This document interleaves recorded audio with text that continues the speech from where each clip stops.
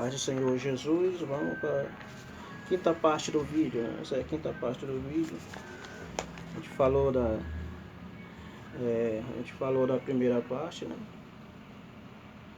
gente falou na primeira parte sobre de volta para Cristo, né? De volta para Cristo.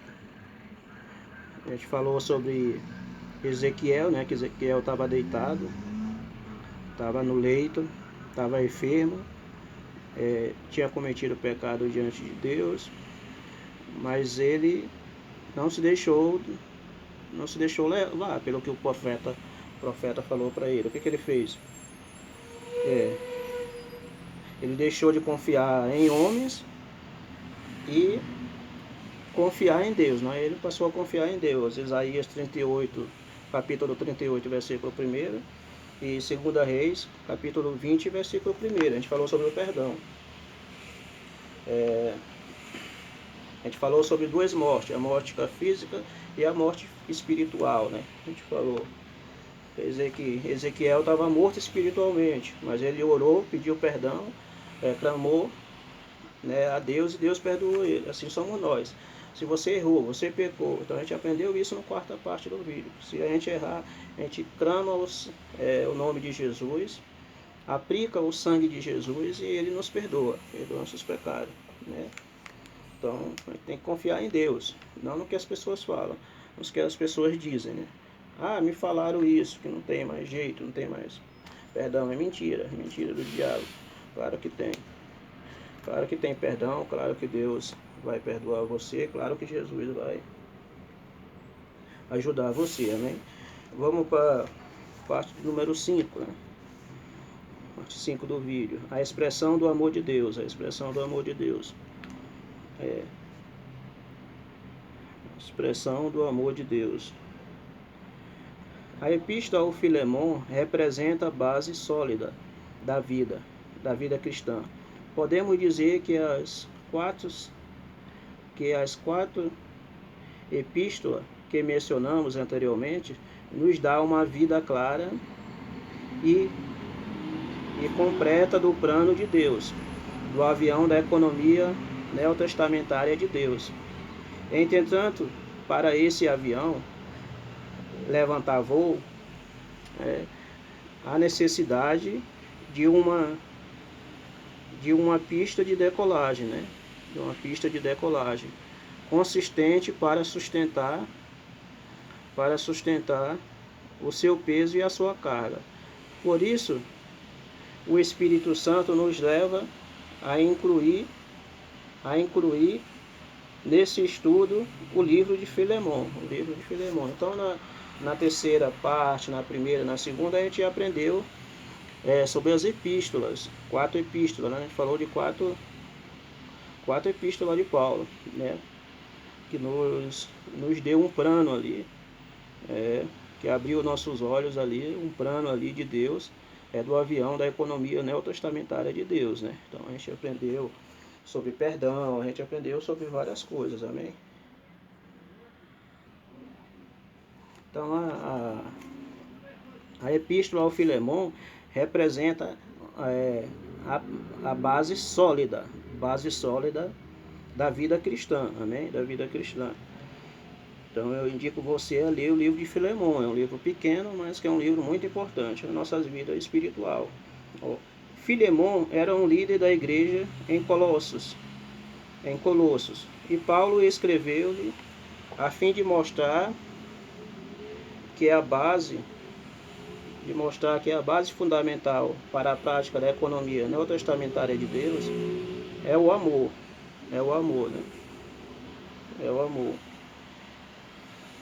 Filemon, capítulo 5, versículo 5, 7 e 9, né? Porque não tem capítulo, né?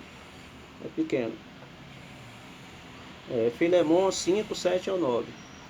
A epístola a Filemon nos deixa um exemplo prático de amor com um esteio para a nossa vida cristã.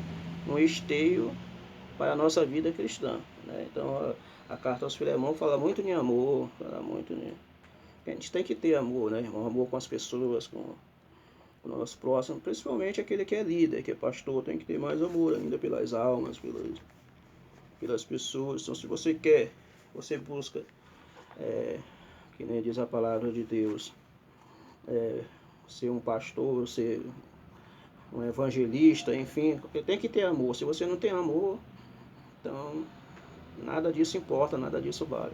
O importante é o amor. É o único dom que vai subir é só o do amor, né? Lá no céu não vai precisar de cura, de milagre, nada disso. Todo mundo lá vai ser são. Não vai ter doente lá, né? Lá não vai precisar de hospital, não vai precisar de nada disso.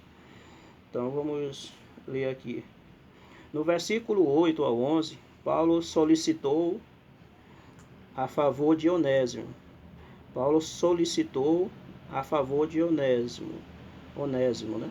Quer dizer, Paulo defendeu ele, que ofendera a Filemon e lhe causara problema, mas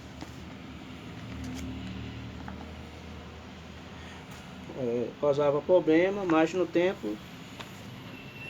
mais tempo depois foi salvo, né? Tendo sido espiritualmente gerado e apacentado por Paulo na prisão em Roma. Então, quando Paulo estava preso em Roma, ele ganhou para Jesus Onésimo, que era o escravo de Filemon, né? E Filemon parece que o escravo tinha dívida para pagar com o seu patrão, com Filemon, né? E aí Paulo disse que até pagava as dívidas, mas que Filemon perdoasse ele, e Filemon, que Filemon também recebesse ele, e não mais como escravo, mas que ele fosse livre, né? Então, naquela época tinha escravo, a pessoa trabalhava como escravo, enfim, mas Paulo não queria mais que isso acontecesse, né? Que Filemon perdoasse a dívida dele, né? Ou então Paulo ia pagar a dívida de Filemon, mas que ele fosse livre, ficasse livre, que Filemon liberasse ele para ser livre, para voltar para sua família, enfim, seus parentes, talvez, ninguém sabe se ele tinha mulher, filhos, né? Então, Paulo queria que ele fosse liberado, não fosse mais escravo. Isso mostra que Filemon, naquela época, ele tinha uma condiçãozinha, né? Não era patrão, não era funcionário, né? Então, vamos ler aqui mais.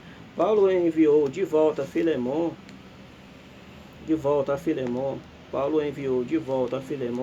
dizendo que Onésimo, cujo nome significa útil, como servo que fora outrora inútil, né? Antigamente ele era inútil, não tinha aceitado Jesus, ainda não era cristão, mas agora ele era cristão e que era útil para Paulo. Paulo, inclusive, usou Onésimo para enviar várias mensagens para as igrejas, né? Ele estava preso com ele lá em Roma, então eles dois estavam presos em Roma, Onésimo. Agora lhe seria útil, assim como era também ao próprio Paulo, quer dizer que ele fazia mandato para Paulo. Paulo mandava ele fazer as coisas, ele fazia, era obediente. Então que agora ele estava fazendo mandatos para Paulo. Vemos que o amor foi manifesto na recomendação de Paulo, que deu respeito de Onésimo, né? Eu estou enviando de volta essa pessoa, quero dizer que o próprio coração, no versículo 12, que o próprio coração, né? O meu próprio coração. Também ele disse que na carne Onésimo era escravo, mas no Senhor era um irmão caríssimo, versículo 16. Caríssimo, né? Ele agora não era mais escravo, mas que era um irmão. Tinha aceitado Jesus. Se tivermos o amor como base, né? Se nós tiver o amor, eu tiver, você tiver o amor como base, não olharemos os outros de ponto de vista da carne, ponto de vista da carne. Então, quando você olha para alguém com um olhar de carnal, você ainda não tem o amor de Deus. Eu também não tenho o amor de Deus. Então, a gente só tem o amor de Deus quando a gente olha para as pessoas com os olhos espirituais, né? Mas veremos o valor que cada um tem para o Senhor. Quer dizer, aqui está falando de valor, né? Aqui está falando de valor. O valor que a pessoa tem no Senhor Jesus Cristo. Então você pode ser pobre, pode não ter nada na vida, você pode ser mas você aceitou Jesus, a partir de hoje, desse momento, você é uma pessoa salva, você tem direito de ir para o céu, igual às outras pessoas. Ninguém é melhor que ninguém. Na igreja ninguém é melhor do que ninguém. Na casa de Deus, lá no céu, ninguém é melhor do que ninguém. Todos nós somos iguais. Então aqui Paulo está falando que ele, o escravo, Onésimo agora não é mais escravo, ele é uma pessoa que tem valor. Paulo está dizendo que ele tem valor, que é uma pessoa importante e que agora ele não deve mais ser tratado como um escravo, não deve ser tratado mais como um escravo ou como uma pessoa que não tem valor. Então, a gente deve olhar para as pessoas, dando valor a elas, não só da igreja, da nossa igreja, mas todas as pessoas, né? Elas têm valor, elas têm uma alma que foi o precioso sangue de Jesus. E se não estivermos sobre a base do amor, não estivermos sobre a base do amor, só saberemos condenar e descartar os outros. Tá vendo? Então, quando a pessoa não tem amor, ela, esse daí é um Zé Ninguém, né, despreza as outras pessoas. Por quê? Porque não tem amor. Então, quando você vê um cristão assim, é porque ele não tem amor de Deus na vida dele. Você vê uma irmã assim, é porque ela não tem um amor de Deus na vida dele, na vida dela. Então se você está assim, dessa maneira, tratando as outras pessoas, descartando as outras pessoas, condenando as outras pessoas, foi o que eu falei no outro vídeo lá. Eu falei sobre isso, sobre condenar as pessoas, sem ter provas, né? Então você não tem o amor de Deus, infelizmente, você não tem o amor de Deus, né? O amor de Deus está longe de você, está longe de mim, de nós. Então se você olha para as pessoas com um olhar de condenação, de julgamento, e descartando as pessoas, você não tem o amor de Deus, né? Jesus falou até que tinha umas pessoas no templo e que elas estavam orando, e entrou um lá e ele nem olhava para o céu, porque não achava digno. E o outro batia no peito, dizia que era dizimista, que era isso, que era aquilo. E qual dos dois Deus recebeu a oração? Do que se humilhou, que nem olhava para o céu, porque não achava digno. Então, entendeu? Então você talvez despreza outras pessoas, mas que a Bíblia aqui condena, né? Vou ler mais aqui. Com uma atitude assim, não há como avançar na vida cristã. Infelizmente, não tem como. Com uma atitude assim, não há como avançar para a vida cristã. Não tem como, irmão. No entanto, se estivermos em Cristo, espontaneamente praticaremos o amor, como é mostrado na Epístola ao Filemon, e prosseguiremos de uma forma vitoriosa na vida espiritual. Então não tem como dizer que você é um vitorioso, uma vitoriosa, se você descarta as outras pessoas, condena as outras pessoas, né? E tem uma atitude dessa. Isso não é atitude de cristão, não é atitude de servo, de uma serva de Deus. Você como servo de Deus, como uma serva de Deus, quer ter uma vida vitoriosa, quer prosseguir na vida cristã como uma vida vitoriosa, vida espiritual, avançar na vida cristã, você tem que praticar o amor, tem que ter amor com as outras pessoas, entendeu? Ter amor com as pessoas de outras religiões, ter amor com as pessoas que não são da igreja, ter amor com as pessoas da igreja, ter amor com as pessoas que estão à sua volta, à nossa volta, o seu próximo. A Bíblia diz que é o segundo mandamento. Se você não amar o seu próximo, né, o amor do Pai não está nele, não está nela. É assim que diz a palavra de Deus. Se você não ama o seu próximo, o amor de Deus não está em você, não está na sua vida o amor de Deus. E se o amor de Deus não está na tua vida, Deus também não está. Jesus também não está na sua vida. O Espírito de Deus também não está na sua vida. Não está na nossa vida. Não está. Não tem como, irmão. Não tem como você dizer que é uma serva de Deus, um servo de Deus. Se você despreza as outras pessoas, né, condena e descarta. Descarta. Isso daí é um... Né? Então, é assim que diz a palavra do Senhor. Amém. Eu vou deixar para ler os outros, outra parte eu falo mais também. Então essa é a quinta parte do vídeo. Senão vai ficar muito longo, vai estar 15 minutos. Amém. Fica na paz do Senhor Jesus.